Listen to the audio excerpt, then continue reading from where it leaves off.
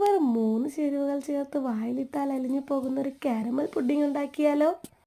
കുട്ടികൾക്കും മുതിർന്നവർക്കും ഒരുപോലെ ഇഷ്ടപ്പെടുന്ന ഈ കാരമൽ പുഡിംഗ് എങ്ങനെയാണ് ഉണ്ടാക്കുന്നതെന്ന് നോക്കാം. അതിനായി ഞാനിവിടെ 2 മുട്ട, 1/4 കപ്പ് പഞ്ചസാര, 1 കവർ പാല് എടുത്തിട്ടുണ്ട്. ഈ കാണുന്ന പാത്രത്തിൽ 2-3 സ്പൂൺ പഞ്ചസാര ഒന്ന് കാരമലൈസ് ചെയ്തെടുക്കുകയാണേ.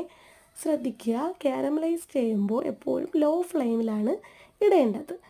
ഇതുപോലെ ഞാൻ കാരമലൈസ് ചെയ്തതിന് ശേഷം ഞാൻ പുഡിങ്ങിനായിട്ടൊരു പാത്രം ഇവിടെ സെറ്റ് ചെയ്ത് വെച്ചിട്ടുണ്ട്. ഈ സെറ്റ് ചെയ്ത പാത്രത്തിലേക്ക് കാരമലൈസ് ചെയ്ത സിറപ്പ് ഞാൻ ഒഴിക്കുകയാണ്. ശേഷം നമുക്ക് പാലൊന്ന് തിളപ്പിച്ചെടുക്കാം. നമ്മുടെ മധുരത്തിന് ആവശ്യമുള്ള പഞ്ചസാര ചേർത്ത് നമുക്ക് ഈ പാലൊന്ന് തിളപ്പിച്ചെടുക്കാം.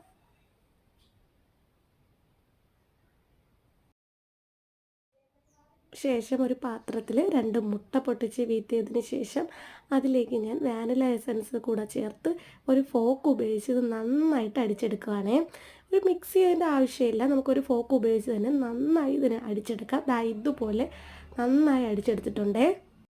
നേരത്തെ തിളപ്പിച്ച് മാറ്റിയ പാല് ഇതിലേക്ക് ഞാൻ ചെറു ചൂടോടുകൂടി ഒഴിച്ച് നന്നായി അടിച്ചെടുക്കുകയാണേ. നമുക്ക് ഫോർക്ക് ഉപയോഗിച്ച് തന്നെ ഇത് നന്നായി അടിച്ചെടുക്കാവുന്നതാണ്.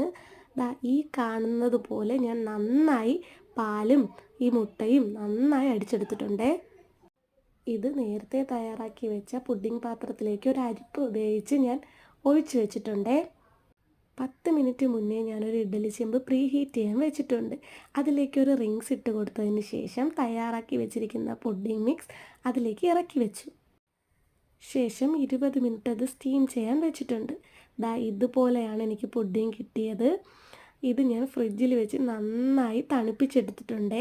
ഞാൻ കട്ട് ചെയ്ത് കാണിക്കാം. കട്ട് ചെയ്തപ്പോൾ എനിക്ക് ഇതുപോലെയാണ് പുഡിംഗ് കിട്ടിയത്. വളരെ സോഫ്റ്റ് ആയിട്ടുള്ളൊരു പുഡിംഗ് ആയിരുന്നു.